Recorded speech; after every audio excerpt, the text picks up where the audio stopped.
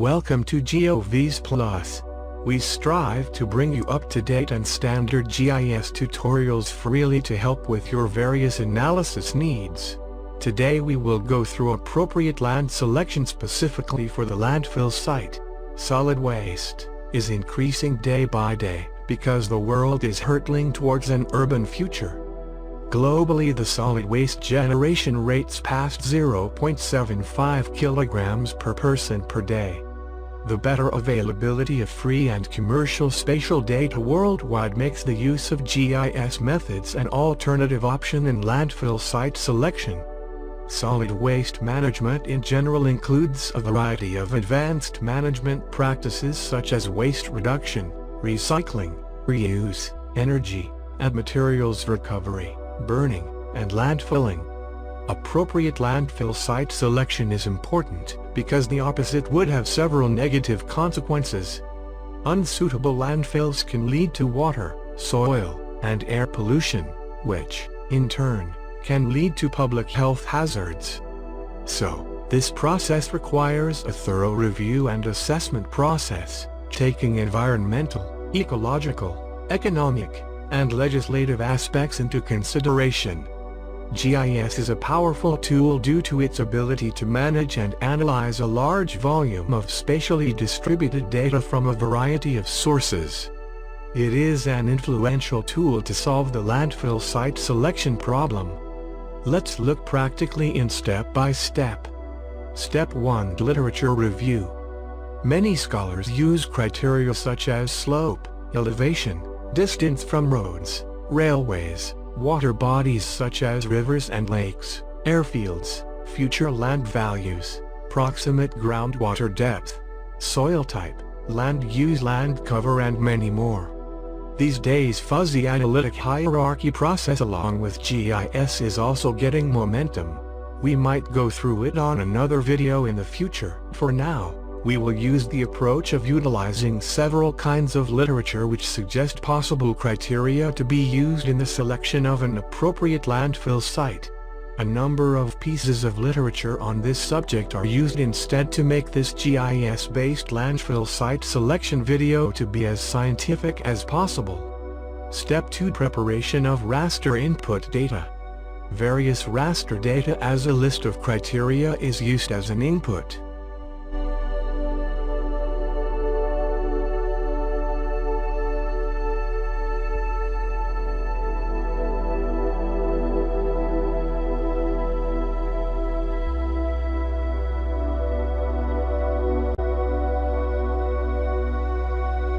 Sometimes your list of available inputs might also limit the various constraints you might want in your site selection.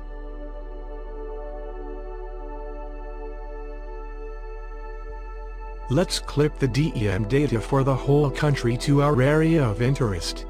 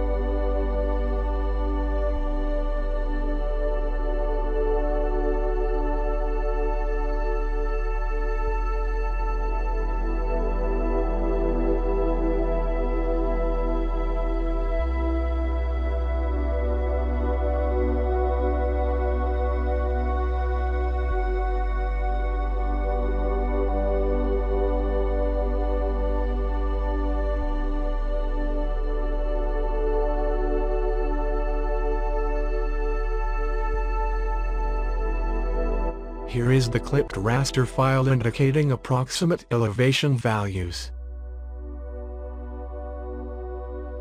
Considering the study area's topography in the analysis is important in many aspects, since slope enhances the flow of pollutants from the landfill to groundwater and surface water resources. Generate slope data from the available DEM data.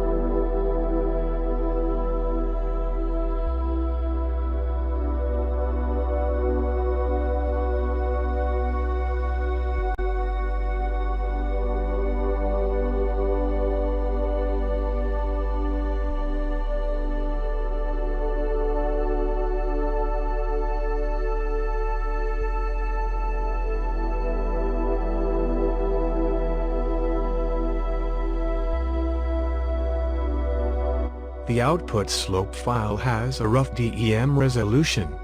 It definitely would have a slight implication on the calculation. I have another high-resolution elevation data, so let's use that data instead. Note that the same procedure is used to generate this slope.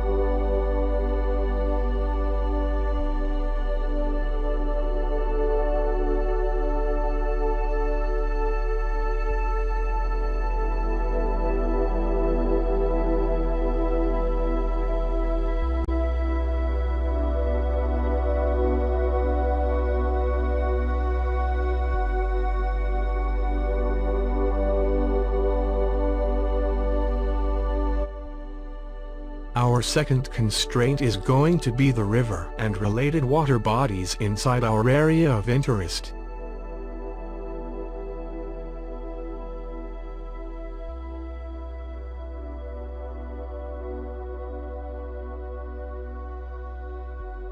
A multiple buffer analysis is needed based on various literature.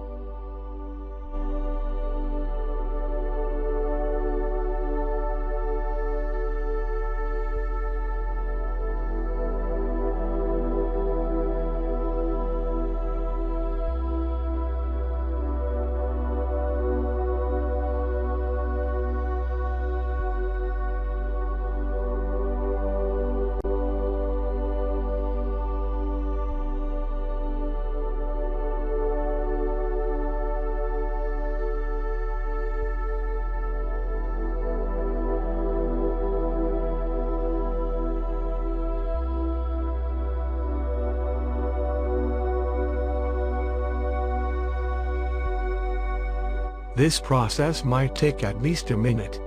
Just wait patiently, but if you have a high RAM memory it won't take a lot of time.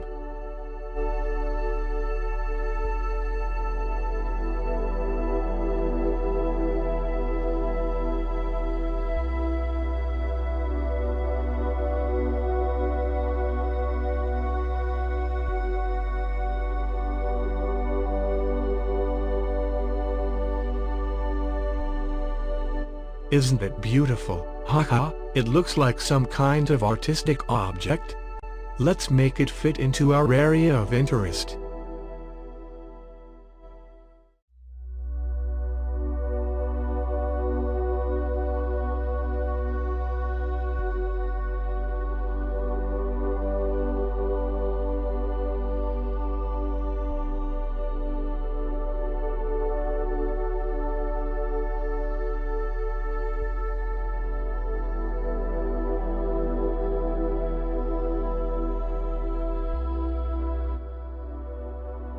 Manage your data into appropriate folders and remove layers you may not use in the near future and give appropriate names for future use.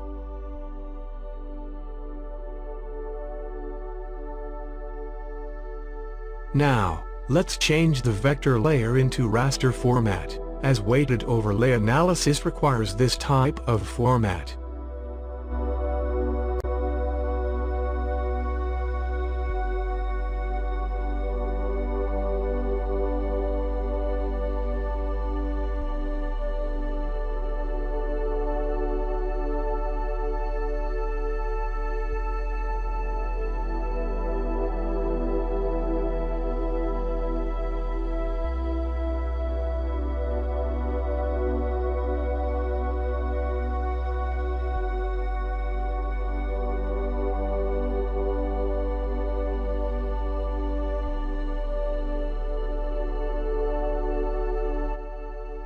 Now, let's go to our third constraint, the road.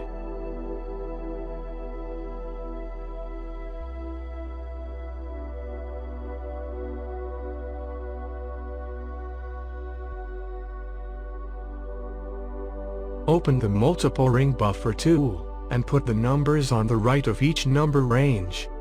It will automatically consider where it starts.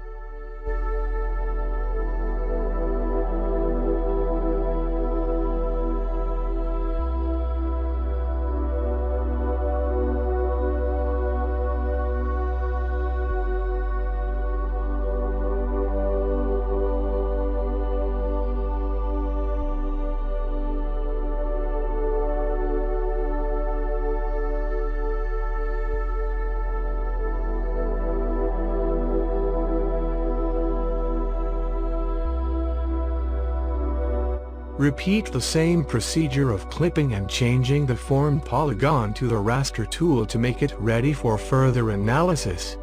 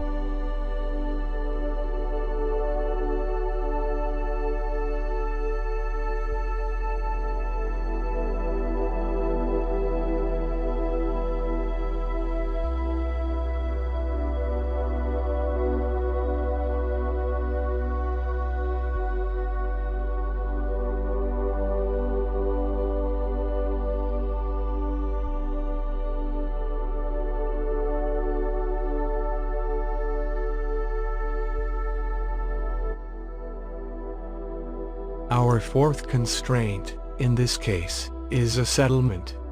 To extract settlement, I have used the U3 land use land cover data, which has several land cover classes. These include water, trees, grass, flooded vegetation, crops, shrubs, built area, bare ground, snow or ice, and clouds. We assume built-up areas are where most of the settlements exist, so let's extract that class now. Based on your interest, you might use one or several land use land cover layers as a constraint. Similar procedures are followed for clipping and multiple buffer analysis.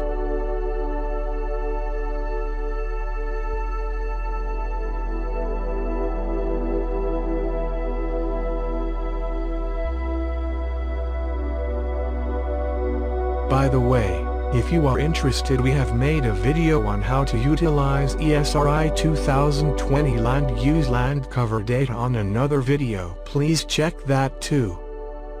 Now, our 4 constraints are ready for landfill site selection.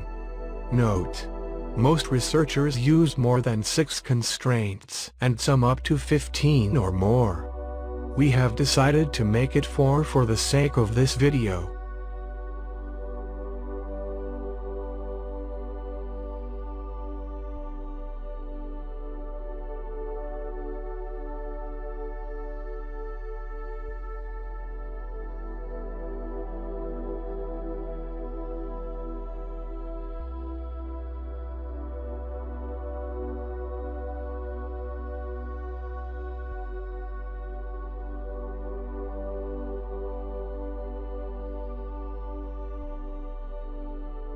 Open your Weighted Overlay tool. Go to Arc Toolbox, Spatial Analyst, Overlay, Weighted Overlay tool.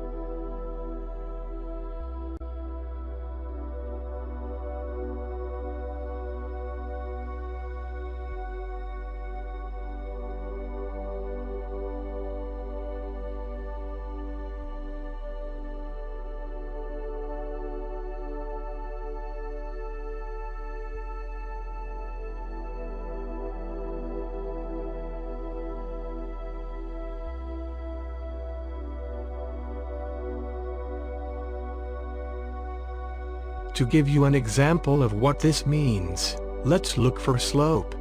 A slope value ranging from 0 degrees to 3 degrees is best suited as it's relatively gentle. 3 to 10 degrees as secondary degree suitable. The list goes up to 15 to 40 being the least suitable.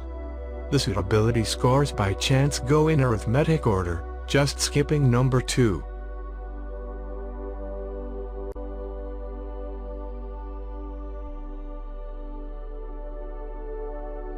In the case of river proximity, the most suitable location for a landfill is that of the far one. So, 2,000 meters to 3,000 meters away from any rivers or water body is the most suitable location. On the contrary, the nearest areas between 0 to 500 meters are the least suitable.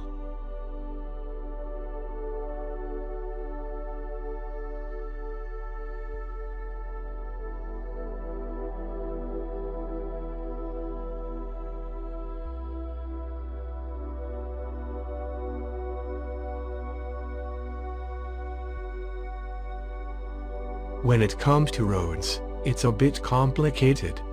Areas precisely on the roadside are not suitable for landfill sites as they might have an unpleasant odor. On the other hand, road proximity is also important, so the best location is the second line, where a distance of 300 meters to 500 meters. Areas 0 to 300 meters are the least suitable.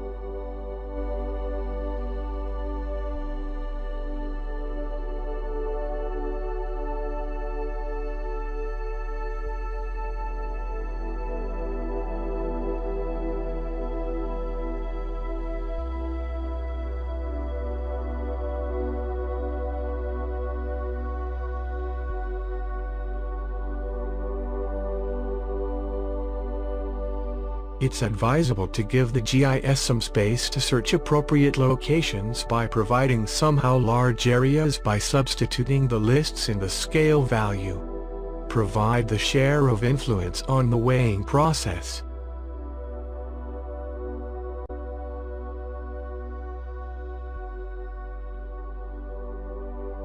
I have changed a few parameters to ease for the GIS software to provide me most suitable locations. Layers with relatively high value are given more weight. In this case, let's give slope and river somehow more weight in the analysis. The following ranges are assigned to each constraint. Slope and river have been given 30% each, while road and settlement each have been given 20% to reach 100% as a whole.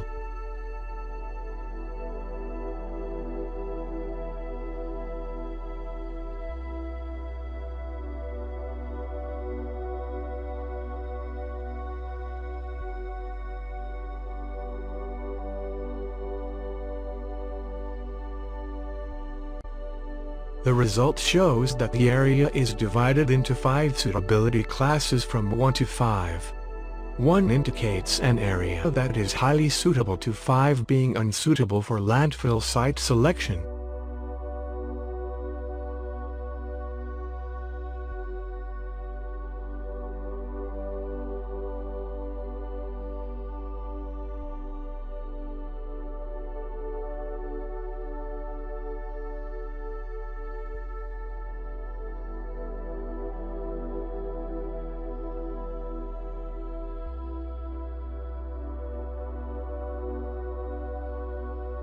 Now, out of curiosity, let's calculate the areas for each weighted overlay class.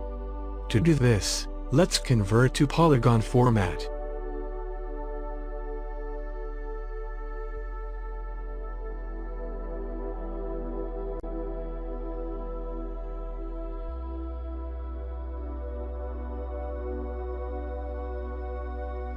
Uncheck the simplified polygon checkbox, as it has areal coverage implications.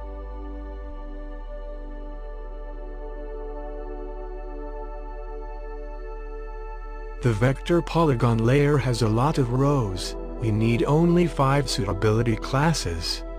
Use a geoprocessing tool of dissolve to squeeze it into 5 classes.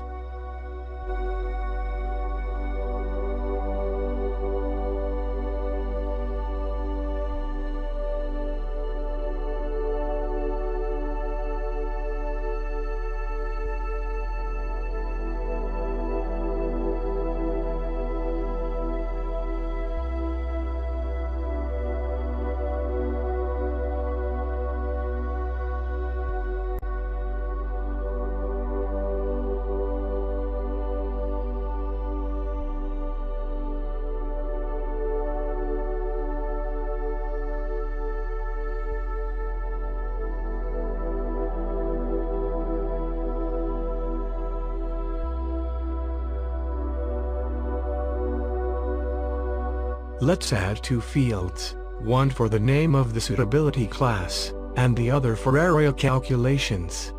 Visualize appropriate GIS tools.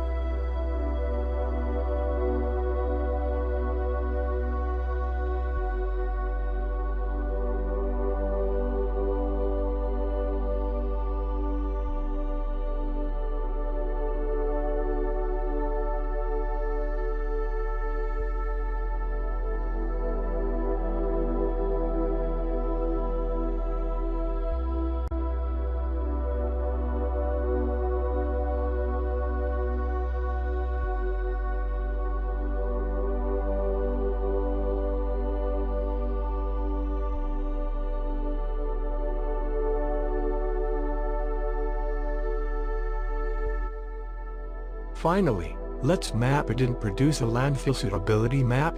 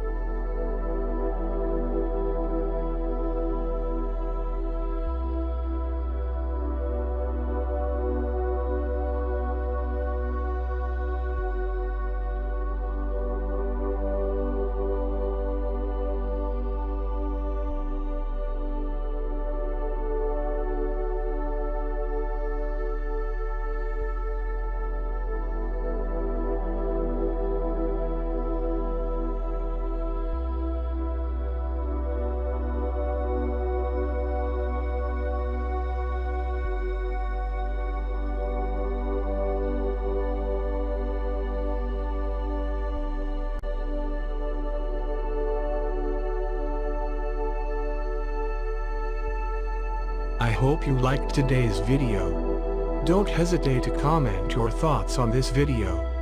Have a blessed week.